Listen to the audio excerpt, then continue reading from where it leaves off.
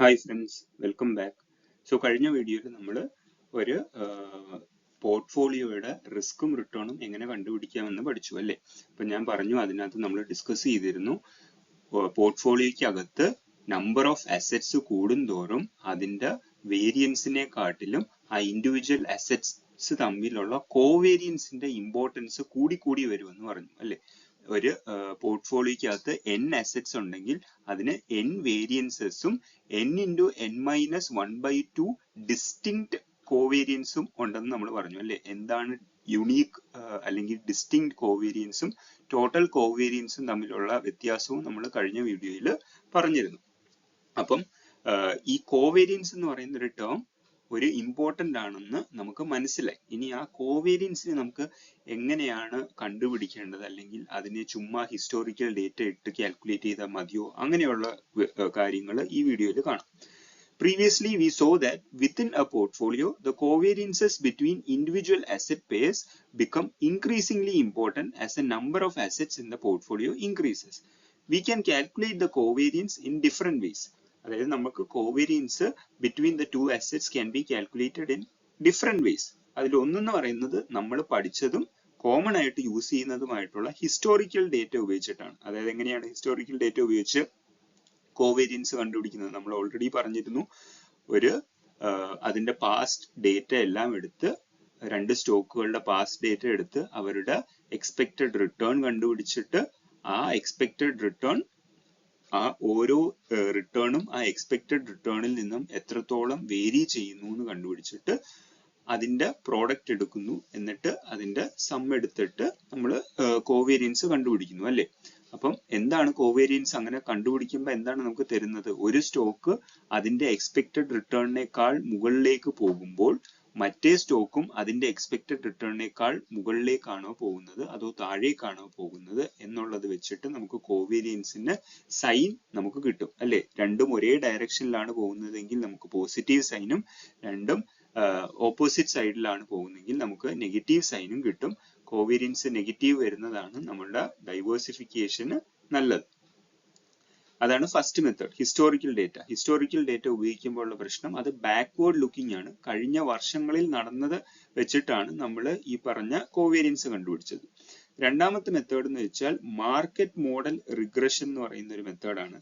എന്താണ് market model regression എന്ന് വെച്ചിട്ടുണ്ടെങ്കിൽ, ഇപ്പോ ഞാൻ അതിൽ കൂടുതൽ ഫോക്കസ് ചെയ്യുന്നില്ല, എങ്കിലും മനസ്സിലാക്കിക്കോളൂ. ഇപ്പൊ നമുക്ക് രണ്ട് സ്റ്റോക്ക് തമ്മിലുള്ള കോവേരിയൻസ് നമുക്ക് കണ്ടുപിടിക്കണം. സോ എന്താ നമ്മൾ ചെയ്യുന്നതെന്ന് വെച്ചാൽ, ഒരു സ്റ്റോക്ക് സേ നിഫ്റ്റി 50 ആയിട്ട് ഉള്ള മൂവ്മെന്റ് മനസ്സിലാക്കുന്നു. ഒരു നിഫ്റ്റി 50 10% റിട്ടേൺ തരുമ്പം എന്റെ സ്റ്റോക്ക് എ എത്ര മൂവ്മെന്റ്, എത്ര റിട്ടേൺ ആണ് തരുന്നത്, അതേപോലെ സ്റ്റോക്ക് ബിയും നിഫ്റ്റി 50 ആയിട്ടുള്ള റിട്ടേൺസിന്റെ ഒരു എഫക്റ്റ് ഞാൻ കണ്ടുപിടിക്കുന്നു. എന്നിട്ട് ഇൻഡയറക്ട്ലി ഈ പറയുന്ന രണ്ട് അസറ്റിനെയും ഞാൻ നിഫ്റ്റി 50 വഴി കൺജോയിൻ ചെയ്യിപ്പിച്ച് അതിന്റെ കോവേരിയൻസ് കണ്ടുപിടിക്കാൻ ശ്രമിക്കുന്നു. അതായത് രണ്ടിന്റെയും അസറ്റ്സ് ഒരുമിച്ച് മെഷർ ചെയ്യാതെ ഓരോ സ്റ്റോക്കിന്റെ റിട്ടേണും വേറൊരു സേ നിഫ്റ്റി 50 പോലത്തെ ഒരു മാർക്കറ്റ് റിട്ടേൺഡ് ഡേറ്റയുമായിട്ട് കമ്പയർ ചെയ്തിട്ട്, ആ രണ്ടിനെയും അങ്ങനെ കമ്പയർ ചെയ്തിട്ട് ഇൻഡയറക്ട്ലി നമ്മൾ കോവേരിയൻസ് കണ്ടുപിടിക്കുന്നതിനെയാണ് മാർക്കറ്റ് മോഡൽ റിഗ്രഷൻ എന്ന് പറയുന്നത്. ഇത് നമ്മുടെ എക്സലിലെല്ലാം ഗ്രാഫ് വഴി നമുക്ക് കിട്ടുന്നതാണ്. പിന്നീട് ലാസ്റ്റ് വരുന്ന method of finding the covariance ആണ് ജോയിൻ പ്രോബബിലിറ്റി ഫംഗ്ഷൻ. ഇതിനെ പറ്റിയാണ് ഇന്നത്തെ ഈ video full. Join probability function എന്താണ്, എങ്ങനെയാണ് അതിൽ നിന്ന് കോവേരിയൻസ് കണ്ടുപിടിക്കേണ്ടത് എന്നാണ് നമ്മൾ ഈ വീഡിയോയിൽ ഡിസ്കസ് ചെയ്യാൻ പോകുന്നത്. ജോയിൻ പ്രോബബിലിറ്റി ഫംഗ്ഷന്റെ അഡ്വാൻറ്റേജ് എന്ന് വെച്ചാൽ അത് ഫോർവേഡ് ലുക്കിംഗ് ആണ്. അത് ഹിസ്റ്റോറിക്കൽ ഡേറ്റയെ പോലെ ബാക്ക്വേർഡ് ലുക്കിംഗ് അല്ല. Forward looking and it depends on an analyst judgement. അതായത് എനിക്കൊരു വ്യൂ കാണും, നിങ്ങൾക്കൊരു വ്യൂ കാണും. സോ നമ്മുടെ രണ്ടുപേരുടെയും വ്യൂ അനുസരിച്ച് ഈ ജോയിൻ പ്രോബബിലിറ്റി അല്ലെ കോവേരിയൻസിനെ നമുക്ക് മാറ്റാൻ പറ്റും. ഇതിന്റെ മെയിൻ അഡ്വാൻറ്റേജ് എന്ന് പറഞ്ഞാൽ ഇറ്റ് ഈസ് ഫോർവേഡ് ലുക്കിംഗ് ആണ്. നമ്മൾ നാളെ നടക്കാൻ പോകുന്ന സിറ്റുവേഷനെ നമ്മൾ ഇൻകോർപ്പറേറ്റ് ചെയ്തിട്ട് കോവേരിയൻസ് കണ്ടുപിടിക്കുന്നു. എന്താണെന്ന് നമുക്ക് നോക്കാം. നേരത്തെ പറഞ്ഞിരുന്നു, using historical data we consider all the situations as A same. അതായത് ഒരു ഡിഫറൻസിയേഷനും നമ്മൾ ചെയ്യുന്നില്ല. കഴിഞ്ഞ എല്ലാ വർഷങ്ങളെയും, അതായത് 2008 റിസഷൻ നടന്ന ഇയറിലെ റിട്ടേൺസ് ആയാലും 2021 നടന്ന കോവിഡിന് ശേഷമുള്ള ബൂമിന്റെ സമയത്തുള്ള റിട്ടേൺസ് ആയാലും എല്ലാ റിട്ടേൺസിനും നമ്മൾ ഈക്വൽ ആയിട്ട് കൺസിഡർ ചെയ്തിട്ട് ആ രണ്ട് സ്റ്റോക്കിന്റെയും റിട്ടേൺസ് നമ്മൾ എടുത്തിട്ട് എന്താ പറയാ കോവേരിയൻസ് കണ്ടുപിടിക്കുകയാണ് ചെയ്തത് അല്ലെ. അങ്ങനെ കണ്ടുപിടിച്ചിട്ട് if both assets are moving above their expected returns or below, both are moving below, we get positive covariance. If both are moving in opposite direction, we get negative covariance. And if there is no particular direction, we get zero covariance. ഇത് നമ്മൾ already പഠിച്ചതാണ്.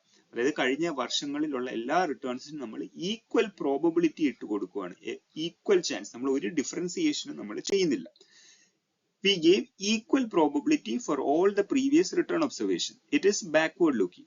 Now we are going to do something. അതായത് ഈ കഴിഞ്ഞ വർഷങ്ങളിലെ വർഷങ്ങളുണ്ടല്ലോ, ആ വർഷങ്ങളെ ഞാൻ ഓരോരോ ബക്കറ്റിലായിട്ട് ഞാൻ ഡിവൈഡ് ചെയ്യാൻ പോവാണ്. അതായത് റിസഷൻ നടന്ന വർഷങ്ങൾ, ഒരു നോർമൽ എക്കണോമി തന്ന വർഷം ആൻഡ് ബൂം തന്ന വർഷം. ഇപ്പം കോവിഡിന് ശേഷമുള്ള സ്റ്റോക്ക് മാർക്കറ്റ് ബൂമിന് വന്നല്ലോ, ആ ബൂം. സോ ബൂമിങ് ആയിട്ടുള്ള എക്കണോമി, റിസഷൻ ആയിട്ടുള്ള എക്കണോമി ആൻഡ് നോർമലി വർക്ക് ചെയ്യുന്ന ഒരു എക്കണോമി, ഈ മൂന്ന് ബക്കറ്റിൽ ഞാൻ ഓരോ വർഷങ്ങളെയും വേർതിരിച്ചു. ഇപ്പൊ 2008 ഫൈനാൻഷ്യൽ ക്രൈസിസ് എടുക്കുകയാണെങ്കിൽ അതിനെ ഞാൻ റിസഷൻ നടന്ന ബക്കറ്റിലിടും. 2021 സ്റ്റോക്ക് ബൂമിനെ ഞാൻ ബൂമിംഗ് നടന്ന ബക്കറ്റിലിടും. എന്നിട്ട് ഈ മൂന്ന് ബക്കറ്റിനെയും ഞാൻ booming economy bucket, normal economy and recession economy ആയിട്ട് തിരിച്ചിട്ട് ഈ ഓരോ ബക്കറ്റിനകത്ത് എന്റെ രണ്ട് സ്റ്റോക്കിന്റെയും റിട്ടേൺസ് ഞാൻ കണ്ടുപിടിക്കും. ഓക്കെ, ഞാൻ മൊത്തത്തിലല്ല കണ്ടുപിടിക്കുന്നത്, ഞാൻ ആദ്യമേ ഞാൻ ഒരു ഡിഫറൻസിയേഷൻ നടത്തി. ഞാൻ ഓരോ ബക്കറ്റിൽ ഇട്ടിട്ട് ഇനി ആ ഓരോ ബക്കറ്റിലുള്ള വർഷങ്ങളുടെ രണ്ട് സ്റ്റോക്കിന്റെയും റിട്ടേൺസ് എടുത്തിട്ട് അതിന്റെ ആവറേജ് ഞാൻ കണ്ടുപിടിക്കും. സേ ബൂമിംഗ് എക്കണോമിക്കകത്ത്, ബൂമിംഗ് എക്കണോമിയിൽ ഒരു 10 വർഷം ഉണ്ടായിരുന്നെന്ന് വെച്ചു. ആ 10 വർഷങ്ങളിലും എന്റെ ഫസ്റ്റ് അസറ്റ് എക്സ് എന്ന് പറയുന്നത് average, on an average it gave 20% return. And അടുത്ത അസറ്റ് വൈ എന്ന് പറയുന്നത് it gave 15% return on an average. നമുക്ക് എക്സും വൈയും തമ്മിലുള്ള കോവേരിയൻസ് ആണ് കണ്ടുപിടിക്കേണ്ടത്. Okay, so again booming economy, ഇത് നമ്മൾ പാസ്റ്റ് ഡേറ്റ ഉപയോഗിക്കുന്നുണ്ട് ഇവിടെ. ഓഫ് കോഴ്സ് നമ്മളിവിടെ പാസ്റ്റ് ഡേറ്റ ഉപയോഗിച്ചിട്ടാണ് ഈ ഡിഫറൻസിയേഷൻ നടത്തുന്നത്. അപ്പം ബൂമിംഗ് എക്കണോമി വർഷങ്ങളിൽ എന്റെ ഫസ്റ്റ് അസറ്റ് എക്സ് എന്ന് പറയുന്നത് ഓൺ ആൻ ആവറേജ് 20% റിട്ടേണും വൈ എന്ന് പറയുന്ന അസറ്റ് ഓൺ ആൻ ആവറേജ് 15% റിട്ടേൺസും തന്നു. ഇനി നോർമൽ എക്കണോമി എന്ന് പറയുന്ന ബക്കറ്റ്, സേ അതിനകത്ത് ഒരു 5 വർഷം ഉണ്ടായിരുന്നു എന്ന് വെച്ചോളൂ. അതിനകത്ത് on an average X gave 8% return and Y gaves 6% return. ഇനി റിസഷൻ എക്കണോമി, റിസഷൻ ഉള്ള വർഷങ്ങളിലെ എക്സ് തന്ന ആവറേജ് റിട്ടേൺ എന്ന് പറയുന്നത് 10%ഉം വൈയുടേത് -10%ഉം ആണ്. അങ്ങനെ ഓരോ ബക്കറ്റിലായിട്ട് ഞാൻ അങ്ങോട്ട് സ്പ്ലിറ്റ് ചെയ്തിട്ട്, ഓക്കെ, ഇനി എന്താ ഞാൻ ചെയ്യാൻ പോകുന്നത്? ആസ് എൻ അനലിസ്റ്റ് ഞാൻ എന്താ ചെയ്യാൻ പോകുന്നത്? ഹിസ്റ്റോറിക്കൽ ഡേറ്റ ഉപയോഗിച്ച് ഞാൻ ഇത്രയും കണ്ടുപിടിച്ചു. ഇതിന്റെ ആവറേജ് എടുത്താൽ ഞാൻ ഓഫ് കോഴ്സ് സാധാരണ പോലെ നമ്മുടെ നോർമൽ കോവേരിയൻസ് ആയിരിക്കും കിട്ടുന്നത്, ബാക്ക്വേർഡ് ലുക്കിംഗ് ആയിരിക്കും കിട്ടുന്നത്. ഞാൻ എന്താ ചെയ്യുന്നതെന്ന് വെച്ചാൽ അടുത്ത വർഷത്തെ സ്റ്റോക്കിന്റെ, അടുത്ത വർഷം പോർട്ട്ഫോളിയോ തരാൻ പോകുന്ന റിട്ടേണും റിസ്കും ആണ് ഞാൻ കണ്ടുപിടിക്കുന്നത്. സോ ഞാൻ ഇന്നിരുന്ന് കാൽക്കുലേറ്റ് ചെയ്യും അടുത്ത വർഷം what is the chance that it is going to be a recession or a booming economy or a normal economy. ഇങ്ങനെയുള്ള എന്റെ ഇഷ്ടത്തിന് ഞാൻ ഒരു എക്സ്പെക്ടേഷനിലെത്തും. ആ എക്സ്പെക്ടേഷൻ അനുസരിച്ചിട്ട് ഞാൻ ഈ ഓരോ ബക്കറ്റിനും ഓരോ പെർസെൻറ്റേജ് ഞാൻ വെച്ച് അസൈൻ ചെയ്യും. എന്നിട്ട് അതിൽ നിന്നാണ് നമ്മൾ കോവേരിയൻസ് കണ്ടുപിടിക്കാൻ പോകുന്നത്. എങ്ങനെയാണെന്ന് നമുക്ക് കാണിച്ചു തരാം. ദേ ബൂമിംഗ് ആയിട്ടുള്ള എക്കണോമിയിൽ എക്സിന്റെ ആവറേജ് റിട്ടേൺ 20%, വൈയുടേത് 15%. നോർമൽ ആയിട്ടുള്ള വർഷങ്ങളിൽ എക്സ് 8% + 6% നമ്മൾ കണ്ടതാണ്. റിസഷൻ തന്ന വർഷങ്ങളിൽ -15%ഉം -10%ഉം ആണ് ഓൺ ആൻ ആവറേജ് തന്നത്. എന്നിട്ട് ഞാൻ ഇത് ഹിസ്റ്റോറിക്കൽ ഡേറ്റ ഉപയോഗിച്ച് ഞാൻ കണ്ടുപിടിച്ചു. ഇനി അടുത്ത വർഷം പോർട്ട്ഫോളിയോ തരാൻ പോകുന്ന റിട്ടേൺ അല്ലെങ്കിൽ റിസ്ക് ആണ് ഞാൻ കണ്ടുപിടിക്കാൻ പോകുന്നത്. സോ ഞാൻ ഇവിടെ ഇരുന്ന് ആലോചിക്കും, അടുത്ത വർഷം ഞാൻ വിശ്വസിക്കുന്നു നോർമൽ ഇയർ തരാനുള്ള ഒരു പ്രോബബിലിറ്റി എന്ന് പറഞ്ഞാൽ 50% ആണ്. ബൂം വരാനുള്ള ചാൻസ് എന്ന് വെച്ചാൽ 30% ആണ്. റിസഷനുള്ള ചാൻസ് 20% ആണ്. അതായത് എന്റെ ഇഷ്ടത്തിനാണ് ഞാൻ ഈ പ്രോബബിലിറ്റി അസൈൻ ചെയ്തിട്ട് കൊടുക്കുന്നത്. നിങ്ങളുടെ ഇഷ്ടത്തിന് നിങ്ങൾക്ക് ഒരു അനാലിസിസ് ഉണ്ടാവും, അതിനനുസരിച്ചായിരിക്കും നിങ്ങൾ ഈ പ്രോബബിലിറ്റി ഇട്ട് കൊടുക്കുന്നത്. എവിടെയാണോ ഹിസ്റ്റോറിക്കൽ ഡേറ്റയിൽ നമ്മൾ പ്രോബബിലിറ്റി ഇട്ട് അസൈൻ ചെയ്ത് അടുത്ത വർഷങ്ങളിലെ ഡേറ്റ കണ്ടുപിടിക്കാൻ പോകുന്നത്, the moment U apply the probability function it is becoming forward looking. അതായത് ഞാൻ എന്റെ എക്സ്പെക്ടേഷൻ, ഫോർവേഡിലേക്കുള്ള എന്റെ എക്സ്പെക്ടേഷൻ ഞാൻ ഇൻക്ലൂഡ് ചെയ്യുന്നുണ്ട് പ്രോബബിലിറ്റി വഴി. അതുകൊണ്ടാണ് ഇത് ഫോർവേഡ് ലുക്കിംഗ് എന്ന് പറയുന്നത്. ഈ ടേബിളിനെ നമ്മൾ റീഅറേഞ്ച് ചെയ്യുമ്പോൾ നമുക്ക് ജോയിൻ പ്രോബബിലിറ്റി ഫംഗ്ഷൻ എന്ന് പറയുന്ന ടേബിളിലേക്ക് കിട്ടും. ഇതാണ് ആ ജോയിൻ പ്രോബബിലിറ്റി ഫംഗ്ഷൻ എന്ന് പറയുന്ന ടേബിൾ. സെയിം ആണ്. ഓരോ ബൂമിംഗ് ആയിട്ടുള്ള വർഷത്തിന്റെ എക്സിന്റെ റിട്ടേൺ, നോർമൽ എക്കണോമിയിലുള്ള എക്സിന്റെ ആവറേജ് റിട്ടേൺ, റിസഷൻ തന്ന സമയത്തുള്ള എക്സിന്റെ ആവറേജ് റിട്ടേൺ, അതേപോലെ വൈന്റെ ബൂമിംഗ്, വൈന്റെ നോർമൽ ആൻഡ് വൈന്റെ റിസഷൻ. ഇതെല്ലാമാണ് നമ്മളിവിടെ നേരത്തെ കണ്ട സെയിം ടേബിൾ ആണ്. അതിനെ ഞാൻ വേറൊരു മോഡലിൽ എഴുതിയിരിക്കുന്നതേ ഉള്ളൂ. അതിനെയാണ് ജോയിൻ പ്രോബബിലിറ്റി ഫംഗ്ഷൻ എന്ന് പറയുന്നത്. 30% ചാൻസ് ആണ് ഞാൻ ബൂമിംഗ് എക്കണോമിക്ക് കൊടുത്തത്. സോ ആ ബൂമിംഗ് എക്കണോമിയുടെ, അതായത് y 15%ഉം x 20%ഉം തരുന്ന പ്രോബബിലിറ്റിക്ക് ഞാൻ എന്തുകൊണ്ട് ഇവിടെ പ്രോബബിലിറ്റി അങ്ങനെ വന്നു? കാരണം ബൂമിംഗ് ആയിട്ടുള്ള എക്കണോമി തന്ന വർഷങ്ങളിൽ on an average x gave 20% and y gave 15%. അതായത് ബൂമിംഗ് വന്നാൽ, അടുത്ത വർഷം ബൂമിംഗ് വന്നാൽ ഓഫ് കോഴ്സ് എന്റെ റിട്ടേൺ എന്ന് പറയുന്നത് ഇതിന്റെ അടുത്തായിരിക്കും. അതുകൊണ്ടാണ് ഞാൻ ഇതിന് ബൂമിംഗ് എക്കണോമിയുടെ പ്രോബബിലിറ്റി 0.30 കൊടുക്കുന്നത്. അതേപോലെ ഇത് നോർമൽ എക്കണോമി, അതിന് ഞാൻ 50% പ്രോബബിലിറ്റി കൊടുക്കുന്നു. റിസഷൻ വരുന്ന ചാൻസ് 20% എന്ന് കണ്ട് ഇവിടെയും ഞാനൊരു റിട്ടേൺ അല്ലെങ്കിൽ ഒരു പ്രോബബിലിറ്റി ഇട്ട് കൊടുക്കുന്നു. ഈ ഡയഗണൽ ടേംസ് ആണ് നമ്മുടെ പ്രോബബിലിറ്റി എന്ന് പറയുന്നത്. ഈ ഫുൾ ടേബിളിനെയാണ് നമ്മൾ ജോയിൻ പ്രോബബിലിറ്റി ഫംഗ്ഷൻ എന്ന് പറയുന്നത്. ഓക്കെ, ആരും നിങ്ങളോട് എക്സാമിന് പ്രോബബിലിറ്റി ഫംഗ്ഷൻ കണ്ടുപിടിക്കാൻ പറയത്തില്ല. പകരം എന്താണ് നമ്മളോട് ചോദിക്കുന്നത്? How to identify the covariance. Joint probability function നമുക്ക് തന്നിരിക്കും. ഓഫ് കോഴ്സ് എക്സാമിന് ജോയിൻ പ്രോബബിലിറ്റി ഫംഗ്ഷൻ തന്നിരിക്കും. അതെങ്ങനെയാണ് അവിടെ എത്തിച്ചേർന്നത് എന്നുള്ളതാണ് ഞാൻ പറഞ്ഞു തന്നത്. നമ്മുടെ ആവശ്യം എന്താണ്? As A CFA level 1 student, you should be knowing how to calculate covariance from a joint probability function. അതെങ്ങനെയാണെന്ന് നമുക്ക് നോക്കാം. സിമ്പിൾ ആയിട്ടുള്ളതാണ്, സാധാരണ കോവേരിയൻസ് കണ്ടുപിടിക്കുന്ന പോലെ. സ്റ്റെപ്പ് 1 എന്ന് പറയുന്നത് find the expected returns of both the asset X and Y. Expected return of X എന്ന് പറയുമ്പോഴത്തേക്കും എക്സ് എവിടെയാണ് വരുന്നത്? ഇവിടെയാണ്. So expected return of X എന്ന് പറയുന്നത് ഈ 20% ഇൻറ്റു ബൂമിംഗ് ആയിട്ടുള്ള സമയത്തുള്ള പ്രോബബിലിറ്റി, 8% into normal year-ന്റെ പ്രോബബിലിറ്റി ആൻഡ് -15% into റിസഷൻ തരാൻ പോകുന്ന പ്രോബബിലിറ്റി. ഓക്കെ, ഇത് ഇത്രയുമാണ് എക്സ്പെക്ടഡ് റിട്ടേൺ ഓഫ് എക്സ് കിട്ടുന്നത്. ഈ എക്സ് എന്ന് പറയുന്നത് ഈ പറയുന്ന ആക്സിസിലുള്ളതാണ്. അടുത്ത വൈ എന്ന് പറയുന്ന അസറ്റിന്റെ എക്സ്പെക്ടഡ് റിട്ടേൺ എന്ന് പറയുമ്പോൾ വൈ ഇവിടെയാണ് വരുന്നത്. സോ വൈയുടെ എങ്ങനെയാണ് കണ്ടുപിടിക്കുന്നത്? 15 into 0.30, 6 into 0.50 and -10 into 0.20. ഇതാണ് നിങ്ങളുടെ ഫസ്റ്റ് സ്റ്റെപ്പ് എന്ന് പറയുന്നത്. എങ്ങനെയാണ് നമുക്ക് ഒരു ജോയിൻ പ്രോബബിലിറ്റി ഫംഗ്ഷനിൽ നിന്ന് എക്സ്പെക്ടഡ് റിട്ടേൺ കണ്ടുപിടിക്കുന്നത്? സെക്കൻഡ് സ്റ്റെപ്പ് എന്ന് വെച്ചാൽ find the deviation of each returns of X from the expected value of X and expected value of Y respectively. അതായത് നമുക്ക് എക്സ് തന്ന റിട്ടേൺസ് ഇതൊക്കെയാണ്, വൈ തന്ന റിട്ടേൺസ് ഇതൊക്കെയാണ്. ഈ എക്സ്പെക്ടഡ് വാല്യൂ ഓഫ് എക്സ് ഉണ്ടല്ലോ, നമുക്ക് നേരത്തെ കിട്ടിയ 7%ഉം 5.5%ഉം ഇത് തമ്മിലുള്ള difference X minus E raise to X, ഈ expected return of X and Y minus ഈ എക്സ്പെക്ടഡ് വാല്യൂ ഓഫ് വൈ ചെയ്യുമ്പോഴത്തേനും നമുക്ക് ഈ പറയുന്ന ഒരു ടേബിൾ കിട്ടും. സ്റ്റെപ്പ് 3 എന്ന് പറയുന്നത് ഈ പറഞ്ഞ രണ്ടിന്റെയും ഡീവിയേഷൻസിന്റെ പ്രോഡക്റ്റ് എടുക്കുക. അതായത് simply 13 into 9.5, 1 into 0.5 and -22 into -15.5. ഇതാണ് തേർഡ് സ്റ്റെപ്പ് എന്ന് പറയുന്നത്. ഫോർത്ത് സ്റ്റെപ്പ് എന്ന് പറഞ്ഞാൽ മൾട്ടിപ്ലൈ ദിസ് പ്രോഡക്റ്റ്, അതായത് ഈ ഇപ്പം കിട്ടിയ ഈ ആൻസർ ഉണ്ടല്ലോ അതിനെ ഈ പ്രോബബിലിറ്റിയുമായിട്ട് നമ്മൾ മൾട്ടിപ്ലൈ ചെയ്ത് കൊടുക്കുക. 0.30, 0.50 and 0.20.